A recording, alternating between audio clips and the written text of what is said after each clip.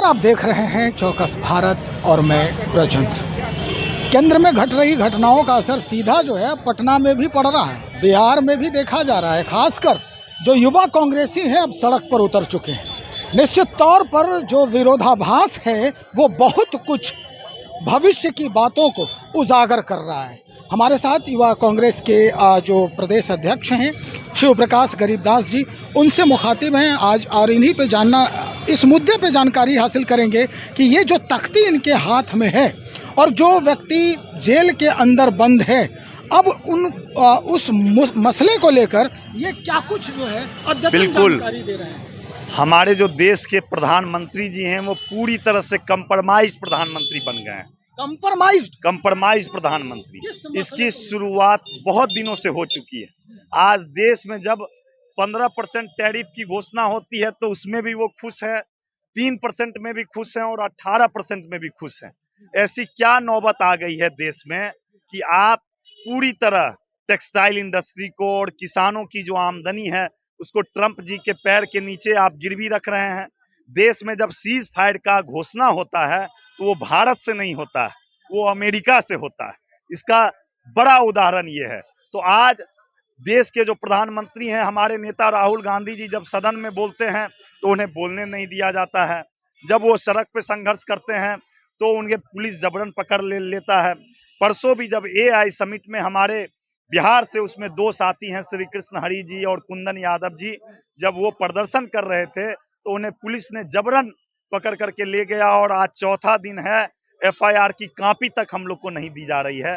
तो कब तक ये देश ऐसे चलेगा? ये देश राष्ट्रपिता महात्मा गांधी जी का देश है और हम लोग गांधी के वंशज हैं और हम लोग लोकतंत्र को मानने वाले लोग हैं, संविधान को मानने वाले लोग हैं। और जिस ढंग से ये देश की अस्मिता को और देश के लोकतंत्र को और देश के भाईचारा को जो ट्रंप के पैर के नीचे कुचल रहे हैं, जब देश में रहते हैं तो अडानी अंबानी किससे कंप्रोमाइज होते हैं, जब विदेशी नीति आती है तो ये ट्रंप से कंप्रोमाइज होते हैं।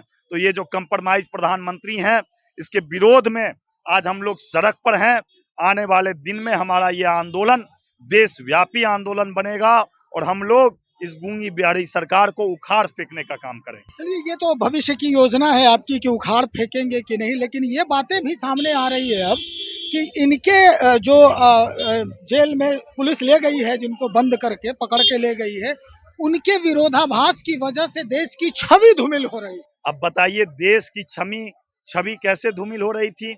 जब आप गलगोटिया यूनिवर्सिटी के एक क्या बोलते हैं कि आप बोले थे कि मेक इन इंडिया से हम शेर लाएंगे, अब भाड़े पे चाइना का कुत्ता ला करके जब इस देश में आप दिखा रहे थे और चाइना ने खुले तौर पे ट्विटर के माध्यम से और अपने अखबार के माध्यम से जब भारत पे उंगली उठाया तो देश की अस्मिता धूमिल नहीं हो रही थी। और जब हम देश में रह करके जब किसानों के साथ आप गलत ट्रेडमिल करते हैं, उस पे हम उंगली उठा रहे हैं, तो देश की अस्मिता पे उंगली उठ रही है, देश की सुरक्षा पे उंगली उठ रही है। तो ये पूरी तरह से कंप्रोमाइज्ड है।